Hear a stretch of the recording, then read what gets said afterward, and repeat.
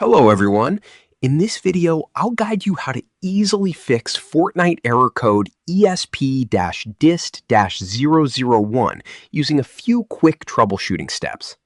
First, restart your device completely, whether you're on PC, PS4, PS5, or Xbox, to clear temporary system glitches.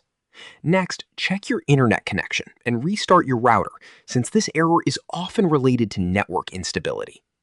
After that, make sure Fortnite servers are not down by checking the official status page. If everything is fine, log out of your Epic Games account and sign back in to refresh your session.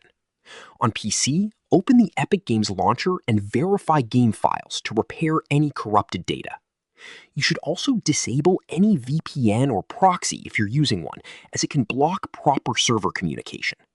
Then, update your game to the latest version available.